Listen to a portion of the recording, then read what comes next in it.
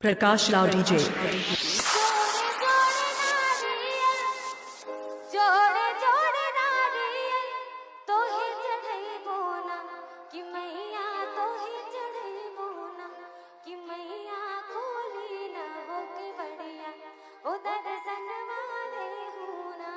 क्या बात है, बहुत अच्छा साथ इधर से मुझे मिल रहा है। मैं चाहूंगी कि हमारी माता बहनी भी अगर ऐसा साथ दें तो मुझे बहुत खुशी होगी। बोली सच्चे दरबार की। तो आइए ऐसे ही झूमते गाते चलेंगे, जरा दोनों हाथ खोलेंगे ऊपर की ओर और नाचते हुए झूमते हुए दरबार में कहेंगे क्या माँ से कि जोड़े जोड़े नारियल, जोड़े जोड़े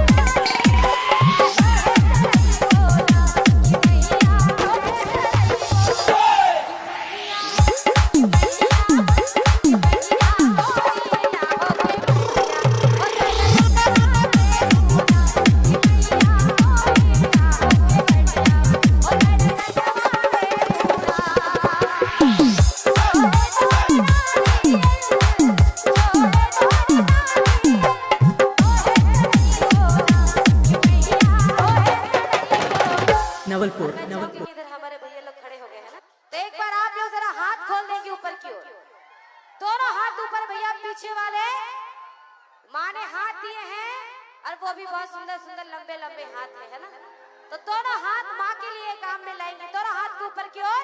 क्या बात है, बोली सच्ची दरबार की।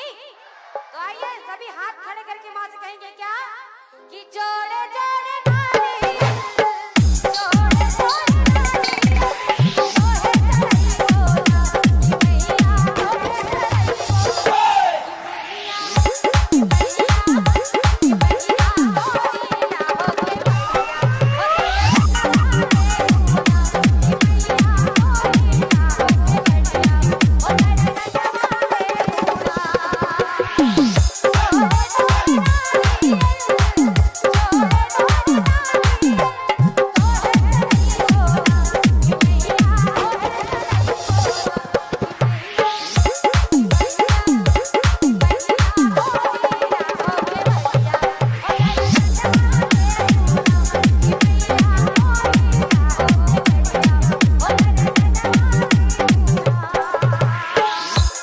Mix by DJ Prakash Rao hitech, Nawalpur.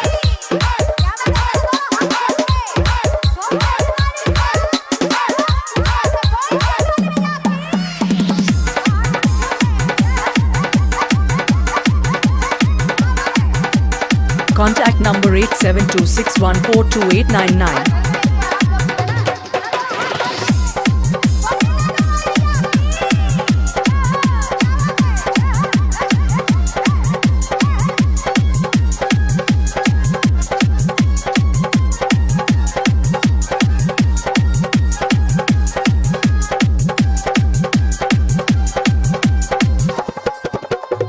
Prakash Rao DJ. हमारे भैया लोग तो खड़े होके झूम रहे हैं, यहाँ कौन झूमने वाले हैं जरा खड़े हो जाइए। ताली बजाने वाले बहुत है, झूमने वाले कौन है जरा नवलपुर। नवलपुर। बस एक हमारी छोटी बहन, एक आंटी जी, एक वहाँ हमारी बहन है और आप हैं तो Contact number 8726142899। झूमते हुए भैया जी कहेंगे क्या कि जोड़े जोड़े फूला,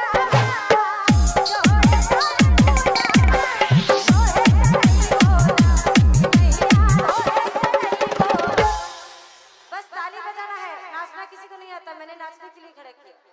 मुझे पता रहता कि अगर आप लोग खड़े खड़े भी ताली बजाओगे तो बैठ के ही बजा सकते थे, है ना। चलिए एक बात बताइए, झूमना किसको आता है? आता है? चलिए देखती हूँ। बोली सच्ची दरबार की। तो आइए कहना है कि जोड़े जोड़े फूला,